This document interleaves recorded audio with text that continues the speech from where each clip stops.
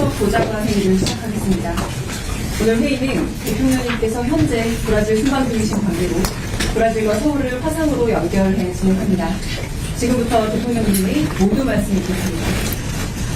네, 지금 여기와 대한민국은 정확하게 12시간, 밤 12시간, 낮 12시로 막 바뀐 상태입니다. 여러분도 힘드시죠? 근데 뭐 우리가 힘든 거야 별로 크게 힘든 건 아니고 우리 국민들께서 겪는 어려움에 비하면 아무것도 아니죠. 자, 오늘은 제 73주년 정전협정 체결일이기도 하고 유엔군 참전의 날입니다. 70여 년 전에 작고 힘없는 나라였던 우리 대한민국은 해외 참전 용사들의 숭고한 헌신 그리고 국제사회의 지원에 힘입어서 자유와 민주주의를 지켜냈습니다. 전쟁의 잿더미 위에서 우리 국민들은 한강의 기적을 빚어냈고 이제 대한민국은 세계 최초로 도움받던 나라에서 도움 주는 나라로 바뀌었습니다. 글로벌 핵심 강국으로 성장한 대한민국은 이제 인류 문명의 새로운 전환점이 될 인공지능 혁명의 최첨단에 서 있습니다. 그리고 이번 샌프란시스코 인공지능 선언은 우리 대한민국이 인공지능 시대를 이끄는 대체 불가한 선도자로 도약하겠다라는 국가적인 출사표입니다. 특히 초대규모의 공급, 투자 협력 등을 통해 글로벌 빅테크와의 파트너십을 인공지능 동맹 수준으로 격상했고 세계적인 벤처 캐피털과의 협력 기반도 더욱 강화하기로 했습니다. 정부는 이런 성과들이 우리 경제의 더 큰 도약과 국민 삶의 실질적 개선으로 이어질 수 있도록 후속 조치에 만전을 기해 주시기 바랍니다.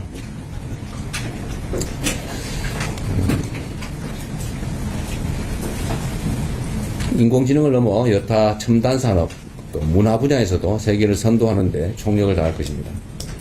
우리 정부 출범 이후에 첫 남미 순방이 이제 본격적으로 시작됐습니다. 국제 질서를 급속하게 재편하는 시대 상황 속에서 외교적 네트워크를 다변화하고 또 다층화하는 노력은 국가의 안정적 발전을 위해서 필수적입니다. 남미는 엄청난 인구 또 풍부한 자원을 갖춘 곳으로 외교의 지평을 한층 더 넓히는 데 있어서 가장 필요한 지역 중의 하나입니다. 이번 남미 순방을 통해서 글로벌 사우스 외교를 더욱 강화하고 글로벌 핵심 국가로서의 위상과 역할을 더욱 단단하게 다지도록 하겠습니다. 1분기에 이어서 2분기 성장률도 거의 4%에 가까운 3.7%를 기록했습니다. 실질 국내 총소득 증가도 38년 만에 최고치인 15.6% 정도를 나타내고 있습니다. 수출을 중심으로 내수와 설비 투자가 고른 회복세를 보이는 덕분입니다. 다만 이러한 경리적인 숫자들의 이면에는 청년 고용 부진과 중소기업의 높은 대출 연체율 같은 그런 어두운 그림자도 있습니다.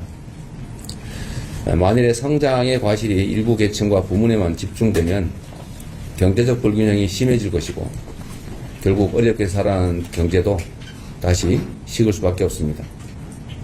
윗목과 아랫목이 고루 따뜻해야 방 안의 온도가 오래 유지되는 것처럼 지속 가능한 경제 발전을 위해서는 성장의 온기가 널리 퍼지도록 정부가 노력해야 합니다. 기업들이 청년들의 신규 고용에 적극 나서고 또 풍부한 유동성이 골목 상권과 중소기업으로도 흐를 수 있도록 재정, 조세, 금융 등을 총망라한 정책 집행에 속도를 내야 되겠습니다. 하반기 경제 성장 전략으로 마련된 관련 대책들을 차질 없이 신속하게 집행해 주시기 바랍니다. 중동 지역 상황이 다시 불안정해지면서 국제 유가가 출렁이고 있습니다. 유가 유동성이 유가 변동성이 당분간 이어질 가능성이 큰 만큼 국내 물가에 미칠 영향을 최소화하기 위한 선제적 노력을 빠르게 기울여야 되겠습니다. 유가 불안이 확실하게 해소될 시점까지 석유 최고 가격제를 지속하고 유류세 인하 같은 정책 수단도 최대한 유지해 주시기 바랍니다. 상황이 악화되면 민생의 어려움을 완화하기 위한 추가 방안도 적극 검토해야 되겠습니다. 아울러 화물차와 건설기계 운전자, 농어민, 이동노동자들처럼 경유 의존도가 높은 계층의 부담을 덜기 위한 대책도 지속 추진해야 되겠습니다. 모두가 힘든 시기를 악용해서 불법적 돈벌이에 나서는 행태 역시 확실하게 단죄해야 되겠습니다. 이번 중동 전쟁을 틈타서 국내 정유사들이 수십조 원 규모의 담합 행위를 했던 것이 수사 결과 드러났습니다. 기름뿐 아니라 다른 핵심 민생 품목들에 대해서도 매점 매석, 담합 행위 같은 사례가 발생하지 않도록 관계 당국이 시장 교란 행위 단속에 만전을 기해 주시기 바랍니다. 장마가 끝나고 이번 주부터 본격적인 무더위와 함께 휴가철이 시작됩니다. 우리 국민들께서 편안하게 가족과 함께하는 시간을 즐기실 수 있도록 정부는 물가와 안전 등 민생대책 전반을 꼼꼼하게 점검해 주시기 바랍니다. 이런 시기일수록 어려운 국민의 삶을 구체적으로 살피는 게 중요합니다.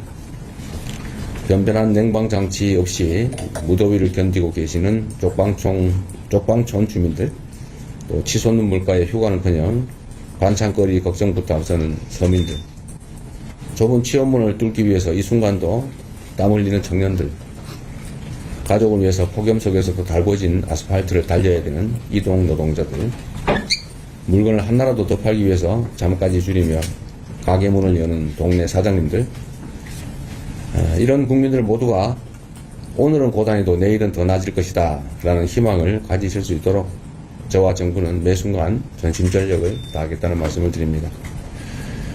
국민 여러분, 이번 한 주도 힘들긴 하지만 활기차게 시작하시기 바랍니다. 이상입니다. 고맙습니다. 지구 반대편 브라질 순방 중에도 12시간의 시차를 뚫고 화상회의를 소집한 이재명 대통령. 글로벌 AI 동맹 구축부터 3.7%라는 깜짝 경제성과 발표, 그리고 중동 정세를 악용해 기름값을 담합한 정유사들을 향한 강력한 엄벌 촉구까지 24시간 쉬지 않고 민생과 경제를 챙기는 진정한 일꾼의 면모를 똑똑히 보여주었습니다. 해외 자본 유치 성과를 서민과 청년들에게 온전히 돌려주겠다는 약속과 무더위 속 쪽방촌 취약계층까지 꼼꼼히 챙기는 촘촘한 행보가 참된 국정의 기림을 다시 한번 입증해 보였는데요. 이재명 대통령님을 응원하신다면 구독과 좋아요 정중히 부탁드립니다.